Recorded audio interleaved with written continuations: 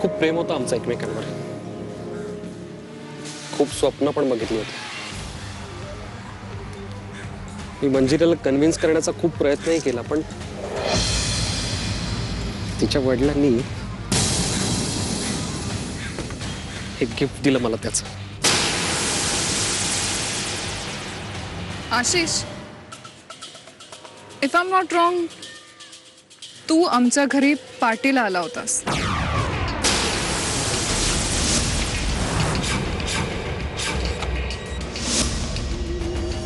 तुझ्या लक्षात आहे अजून?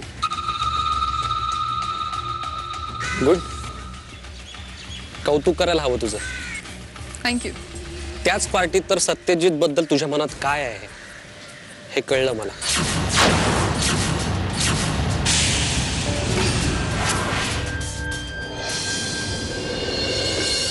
बाबा,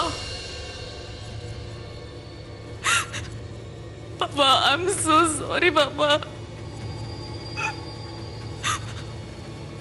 मला खरंच माहित नव्हतं बाबा. तिने मला विचारलं त्याच्याविषयी म्हणून मी आपलं सांगितलं. आता मला काय माहिती. बाबा, बाबा बोला ना बाबा.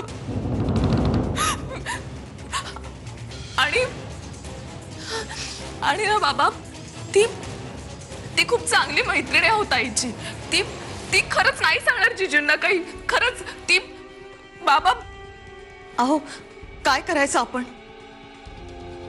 काय करणार? जे काय करायचं ते केलं ना तुझ्या मुलीनं. बाबा, बाबा प्लीज असं नका ना बोलू. मी हवं तर बोलून बघू का प्रियाशी? बस एक शब्द सुद्धा बोलू नकोस. घातलास एवढा गोंधळ पुरे झाला. आणि काय बोलणार काय का तिच्याशी तू? हेच की मी जे काय बोलले ते विसरून जा म्हणून. एवढे मूर्ख वाटले का तुला ती? आणि जिला तू मंजिरीची मैत्रिणी समजतेस ना, ती शालिनीताईंच्या जिवलग मैत्रिणीची मुलगी ती विसरतेस तू. मंजिरीचा संसार सुरळीत व्हावा, तिच्यावरती भूतकाळाचा सावट पडू नये म्हणून आम्ही इतका आटोकाट प्रयत्न करतो. आणि तू हो, तुम्ही आधी शांत व्हा बघू. आणि तू त्या प्रिया आशिष बद्दल सगळं सांगून मोकळी झालीस. अगं स्वतःच्या आयुष्यातल्या चुका स्वतःला सुधारता येतात ग. त्याची किंमत स्वतःला चुकावी लागते. पण तू केलेली चूक ही आता मंजिरीला भोवणार आहे. बाबा, बाबा, बाबा प्लीज असं नका ना बोलू बाबा प्लीज. तू उच्चारलेल्या प्रत्येक शब्दाचा हिशोब आता मंजिरीला द्यावा लागणार आहे, लक्षात ठेव. नाही बाबा प्लीज. उद्या जर सत्यजित रावांनी मंजिरीला कायमची माहेरी पाठवून दिली आणि तिचं आयुष्य उद्ध्वस्त झालं ना, तर त्या गोष्टीला सुद्धा तू जबाबदार असणार आहेस, लक्षात ठेव. बाबा, बाबा प्लीज असं नका ना बोलू बाबा प्लीज. अहो काय बोलताय तुम्ही? उगाच नको ते विचार मनात आणू नका. असं काही होणार नाही. ओके, स्वतःची खोटी समजूत घालत बसू नकोस किशोरी. आता याचे परिणाम भयंकर होणार आहेत. याचे परिणाम भयंकर होणार आहेत. मंजिरीच्या संसाराची वातात आता उघड्या डोळ्याने बघायची तयारी ठेव. नाही, पण याला काहीतरी उपाय असेल. आपल्याला हे थांबवायला हवं.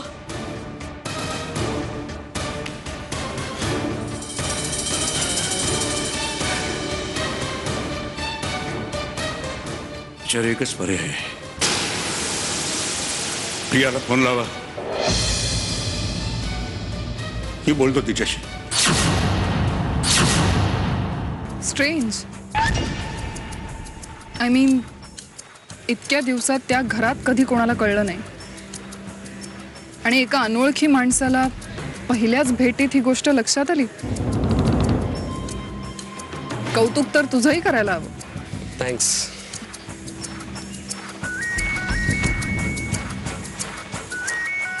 Excuse me.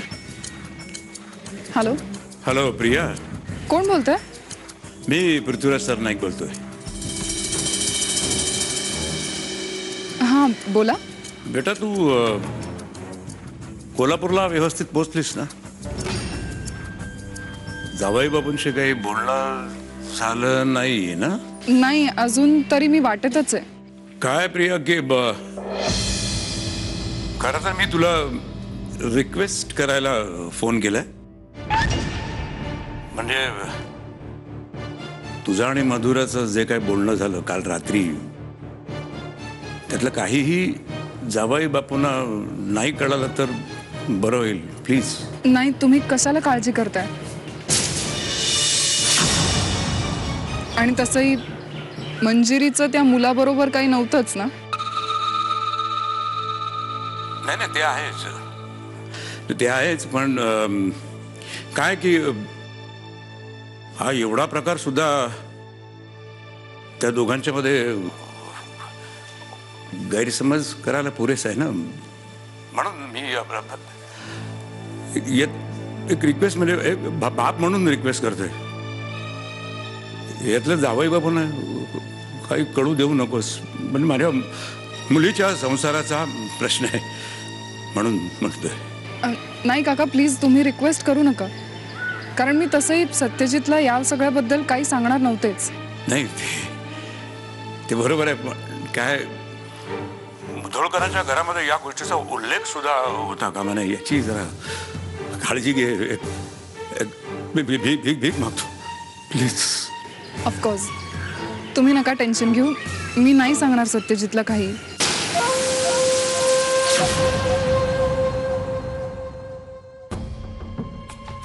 Promise. Thank you Priya. Thank you very much.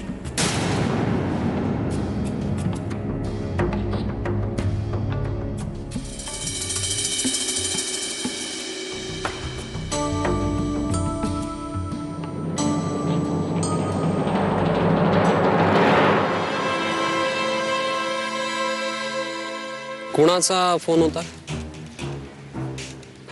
तुझे हितचिंतक, ज्यांनी तुला ही गिफ्ट दिली.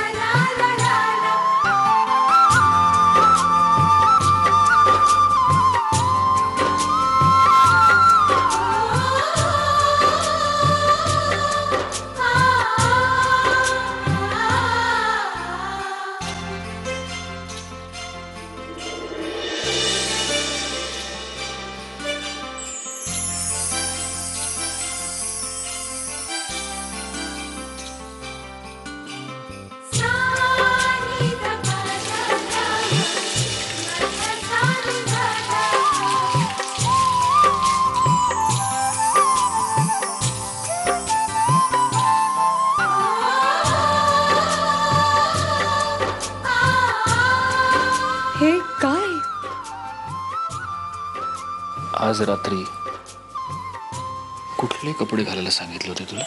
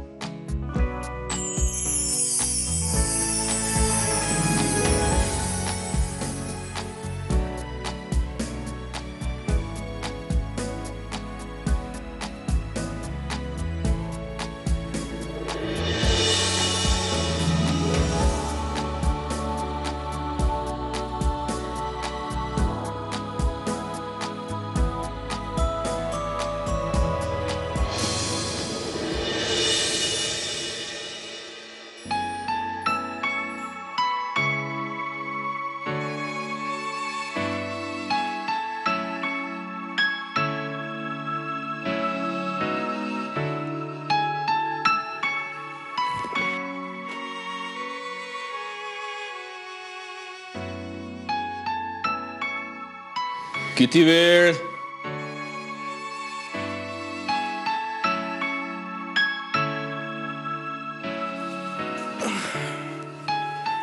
लवकर ये मंजिरी.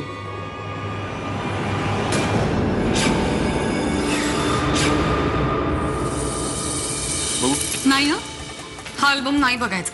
तुम्ही जर हा अल्बम बघणार असाल ना तर मी निघून जाय ना इथून. मग तुम्ही बघत बसा पाळण्यातली मंजिरी. मी तुला खरं सांगू का, मला पाळण्यातली मंजिरी बघण्यापेक्षा मंजिरीचा पाळणा लवकरात लवकर कसा हलेल ते बघण्यात इंटरेस्ट आहे.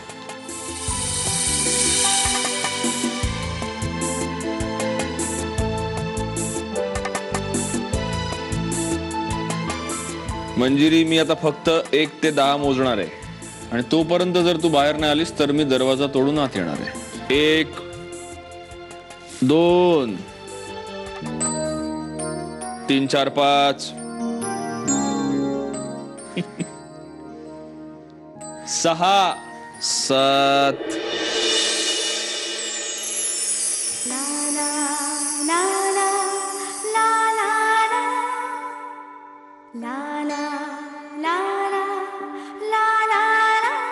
8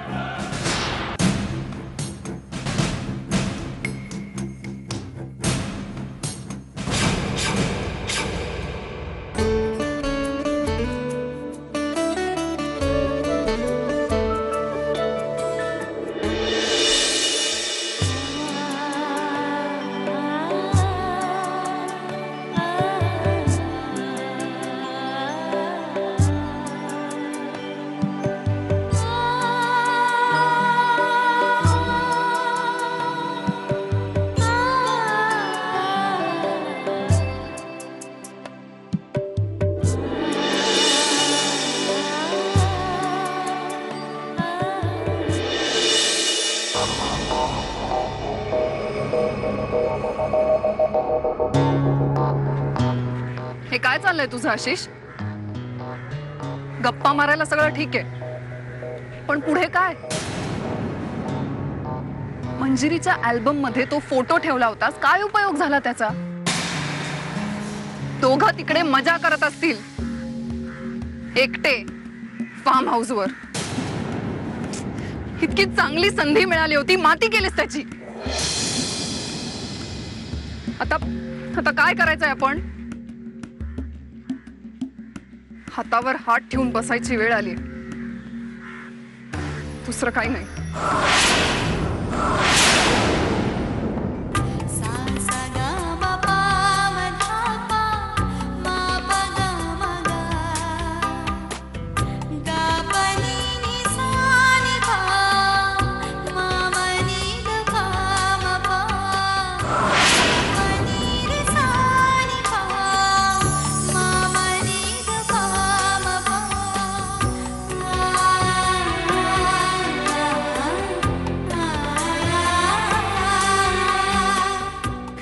छान दिसतेस.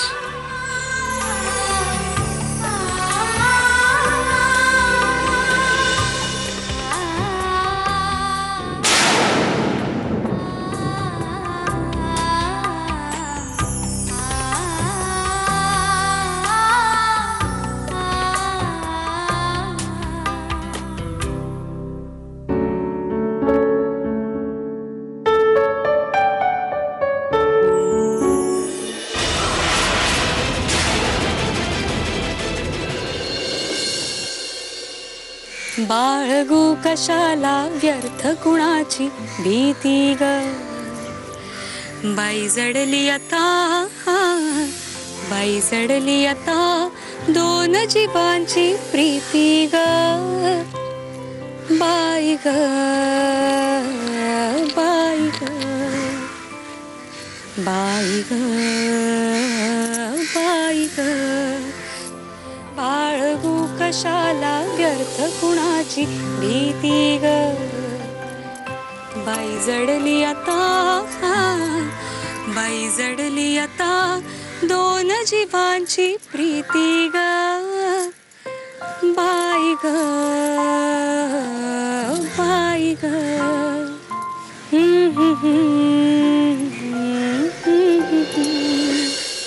वा, अरे तुम्ही कधी आलात? आत्ताच तू गाणं म्हणत होतीस तेव्हा. गाते कुठे, असंच गुणगुणते आपलं. माझं ना कधी कधी ठरत नाही मंजिरी, तू जास्त छान आहेस तुझं गाणं. बापरे, एवढं कौतुक सत्यजित मुधोळकरांच्या तोंडी शोभत नाही. खरं तर माझ्या मनात होतच, इथे आल्यानंतर तुझ्या हातून तुळस लावून घ्यायचं. खरंय, वृंदावन असं ओकबोकं ठेवू नये म्हणतात, आणि तुळशीशिवाय घराला घरपणच नाही, नाही का? तुळस आणि तिची मंजिरी ज्या घरात नाही ते घर घर नाही.